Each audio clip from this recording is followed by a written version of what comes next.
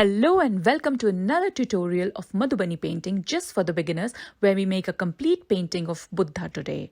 To watch this same episode in Hindi, check the link in the description box below, where you will find all the necessary details and links and the material list as well. So before we begin, why don't you subscribe to my channel if you are also a big fan of Indian folk art just like me. So without further ado, let's begin with the tutorial. For this painting, I'm using an A4 size handmade paper, which is smooth and not very textured because I'm going to draw on it. Now, if you don't have that, you can also use any thick paper around 300 GSM as an alternative. For painting, we are using acrylic paint. And for sketching, what I have done is I have prepared a solution of black acrylic paint mixed very well with water for sketching the design. Now for this sketching, I'm using a nib and nib holder, which is just like a calligraphy pen. And we are going to dip it in this paint and try to sketch the design, which is the traditional way to do it. If you have seen some of the artists in Mithila region, they use a typical kind of nib and they sketch the design. As an alternative, you can also use a black waterproof pen in case you're not comfortable with this nib, or you want to try it out with black waterproof pen as you are a beginner. I always keep a tissue handy just in case of any spill. Now we begin with sketching the design for the border, and for the border we will just try to first create a mark on the paper where exactly I'm going to draw the border. Now as you can see, I am doing the lines freehand. That is the right way to do it. You don't use any scale because it is folk art. It is not fine art. We are trying to create folk art, and folk art is supposed to be done freehand, and the rawness actually adds to the beauty of the folk art. So if in case your lines are not straight and not perfect, but trust me, that is the perfect way to do it. So here you go. We are just first trying to create the frame, what we always do on all four sides. And today we are going to learn to do a very new design, a completely new design for a border. So you must be interested to see this new design, but it is very simple and easy, and once you do it, it looks really beautiful. So here we did on two sides. Now, unlike every time, we are just trying to create the border a little thinner this time. Not like always, we try to create approximately 1 centimeter. This time it's around 0.8 centimeter border, or less than that. So because you see I'm not using any scale to measure, so you have to also just see how thick you want the border. You can definitely have a thicker one, but for this design particularly, this thinner border looks more prettier than the thicker one. So we will just try to create again the frame, the double lined frame, just as you see on your screens. So this is how we do it. We try to create that double line, and I am just going to show you now. First, we will try to create this side also. I'll just try to finish that frame, and then we will do the design. So as you see, my lines are not perfect, but I'm very happy with that because that is actually the right way to do it. When it's too perfect, it doesn't look real actually. The folk art doesn't look folk actually. So this is how we do it. Now I'm just going to here join it in the corner, creating a square in the corner. And now as you see, I've started with the border design, just trying to create first double lines in between and dividing it into portions. Now leaving every alternate portion, I'm going to draw a G-like pattern, or say a spiral-like pattern, but not creating too many loops, just one spiral loop. So trying to create the same loop-like design this side so you can see once more. So this is how we do the double line division and then loop-like pattern. So just try to make sure that you do every alternate with loop pattern, and the other part is left blank to be filled with color later. So this is basically our design. So we'll do a little bit more for you so that you get to see once more this loop-like design. This is a very typical design used in Madhubani painting. So we will try to finish this border on all four sides, and then we start with the main design. Now here my border is done. I just leave a distance of 4 fingers. So as you see, I always use my fingers for the measurement because I want to keep it as authentic as possible and as raw as possible. So here you go, we start with the head. So I'm just trying to create a curve, but in that curve, it's not a straight curve, it's kind of a curly curve. So creating many loops. So this is basically the hair of the Buddha, which is supposed to be curly. So we are trying to create it a little loopy and various curves to give that bend. And now joining it below. So I'm just going to show you exactly down. So joining it below in a kind of an oval structure to give that face of the Buddha. So the facial features will be coming later, but first trying to create that oval for the face. Now going on top again to create this double line here for the loop. So as you see here, we are just trying to create that double line first for the hair loop, for those curvy structures that we did, and here going to do the hair. So the typical bun-like structure that the Buddha image of Buddha has. So we are going to do the same. So joining it on the other side. So very simple to draw. You can just follow it how I do it. So this is how we do it. So I'm just trying to create the double lines again, and we'll try to join it on the other side. Now you must have seen that I always don't draw it at once because I let my paint dry. So I just try to move the paper quite often. So please bear with me because if the paint is not dry, I don't want to smudge it. So I have to always keep moving my hands and finding the right angle to it.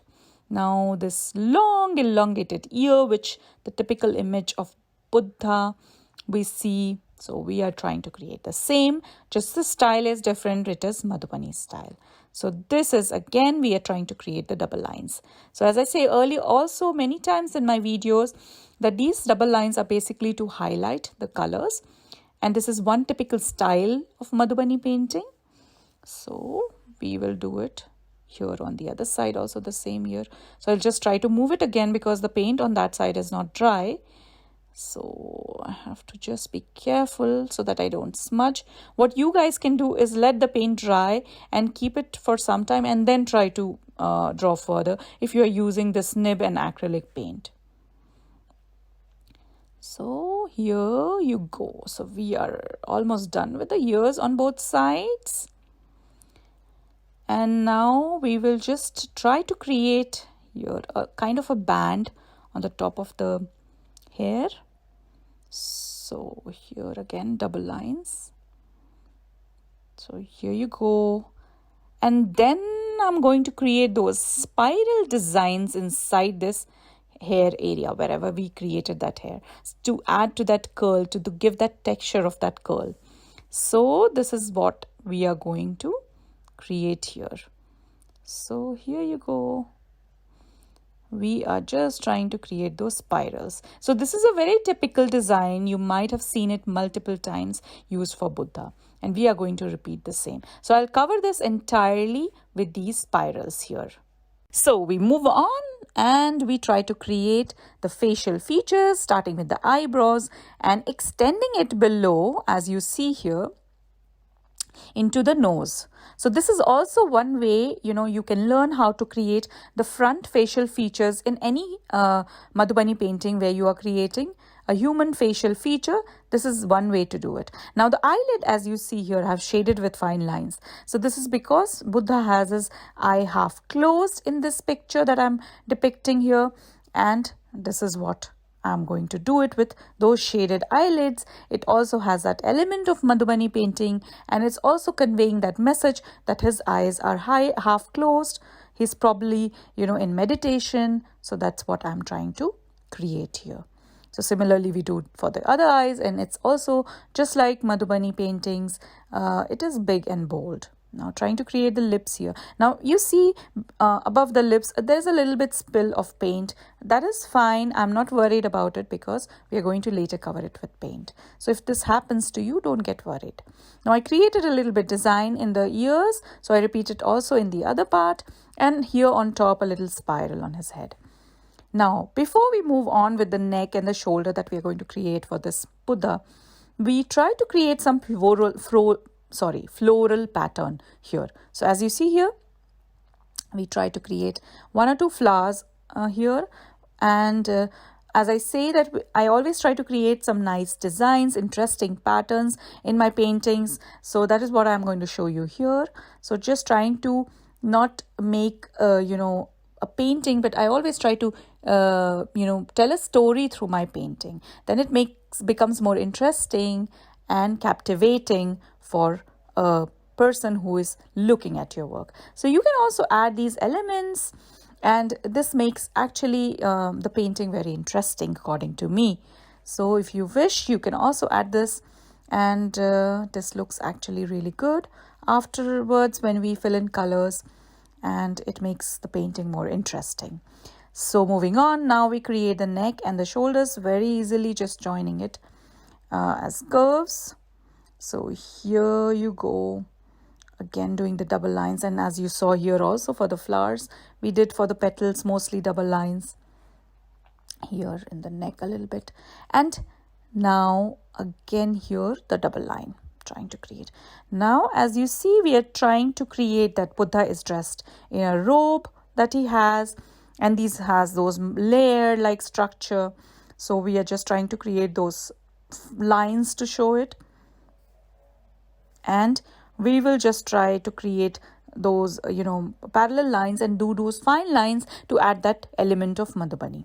So we are just trying to create the same here, and again add those fine lines. So we repeat it and try to create it on all sides, and then moving on, we just join it from the other side. So we change the direction here and join it from other side, so it looks like a wrap all around his body, the kind of the way he used to dress up. So this is how it should look like, and we just tried to create that. Now after we are done with this, I'm just trying to create the background. So for the background, I want those flora and fauna element of Madhubani painting. You may have noticed it quite often for most of the Madhubani designs. Flora and fauna is a major part of it, and the background is covered with it. So we are also trying to create here. So as lotus was basically used before also, so I'm also trying to create here lotus. So this is what I do here. I'm trying to create some leaf-like pattern here to add that element as well. And it looks very beautiful once you will see once the background is done. So this is again here, just cleaning my nib. Time to time, the paint on the nib gets dried, and when you keep sketching further, it may not be that fine and smooth. So you need to clean your nib also from time to time. So here you go, another flower adding here and there. So just trying to create another flower. So here I'll just try to create a tiny bud, not really, making the complete flower. So it's also interesting and not repetitive, like making the same flowers every time. Doesn't look that interesting. So I just try to create a bud-like structure here. And moving on, just try to create another one here. So any painting is also about the composition. You need to compose it. You need to find that balance where you need to add what. So that's also very important if you're creating any art.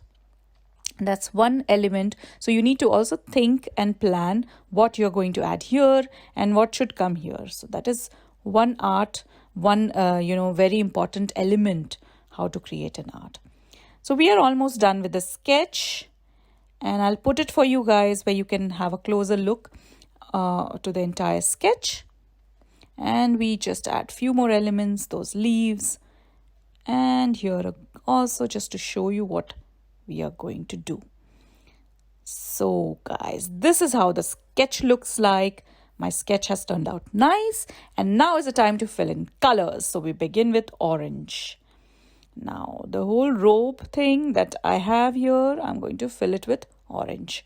So those elements that we created, those fine lines, make it very interesting once you fill in the colors. Now here you see the impact of the double lines. That helps to highlight the color, and that creates the beauty of this art form. So here you go, adding this beautiful shade of orange here. Now, as I always say, that color can be your choice. You can add your own colors, but I really like this combination. Also, when it is combined with pink, the orange color looks really nice. So here for the flower, all the flowers, the lotus and everything, I'm using pink. So all the petals, wherever it is, I'm going to fill it with pink. So here you go. This is how it looks like once you fill it with pink. So everywhere, I'm just trying to show you exactly where all the pink is going to come. Also for the lips here, the pink is going to come. And here the orange in the ears. And here on the forehead, which is connected to the nose, we are going to entirely fill it with orange. So this is how it looks like.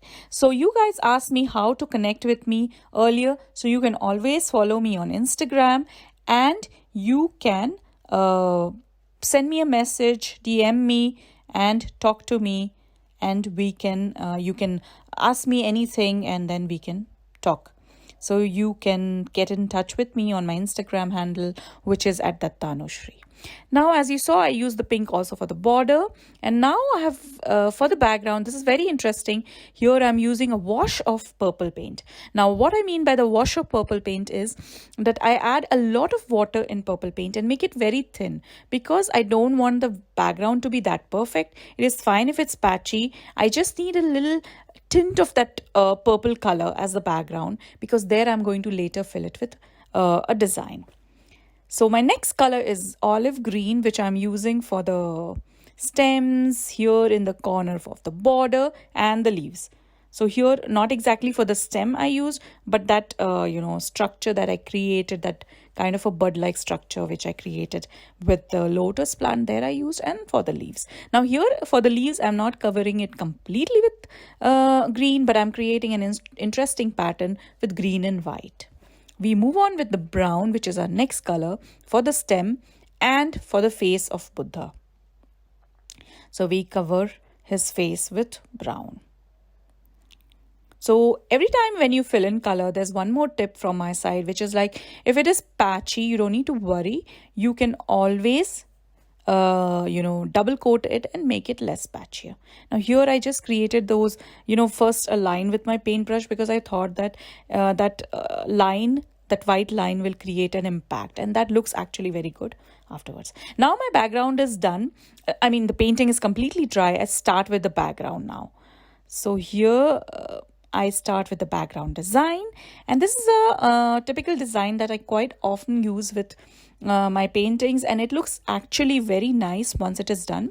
So this is how we begin. So we try to create 4 semicircular lines, and in between we shade it and then create those tiny semicircles on it, which is just like a loop kind of pattern, like a floral pattern, you can say. So this is what you have to do, and you have to fill the background entirely, completely with it. So just one thing that you have to make sure when you are making this kind of background, that the direction of these spirals, not spirals, these semicircles that you're creating has to be in one direction. Now, if you change the direction, then somehow it doesn't look that good. So just try to create, if you are, creating on this side, like I am creating on towards my left. So it has to be like that most of the times, so that it looks uniform once the entire background is done. So this is how we begin. So as I said before, also the background color, you don't need to be worried about. If it is patchy, it's fine, because we are going to cover it with this pattern. Now, once you create this pattern, it really highlights the entire painting. So it looks very beautiful. And this is a very typical pattern which I use most of the times for my painting. So this is basically my design, and you can also use it. That's not a problem. And as I said, you can also follow me on Instagram and tag me if you are creating the same painting. So as you see, I am almost through, a little bit part left on the top to cover the background, and you have to keep doing it, keep repeating it. I know it's a work of, patience, a lot of hard work doing this background, but you have to keep doing it. So as you see, I'm using a Micron pen here, but you can definitely use any black waterproof pen here. For if you don't have this typical pen, you can also use a rotary pen. It works really good while you're doing this. So here you go. I'm just trying to finish off, and I'll put the painting as usual in the end. Till then, you can hit the like button if you like this video and if you learned something today. And please let me know in the comment section below, how did you like this painting? So this was a special request from one of my subscribers, and I'm very thankful to you, Rachna, for giving me those ideas every time, and letting me know what to do next. So I always welcome such comments. You can also put in the comment section if you want to make a typical painting or something particular, and I'll try to make the video next time.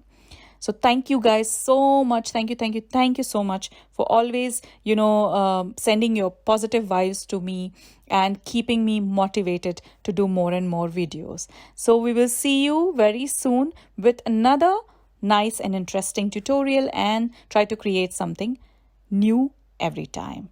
So guys, this is it. This is exactly how our painting looks like. It's nice, and I hope you do it. Thank you again for watching, and don't forget to like, share and subscribe.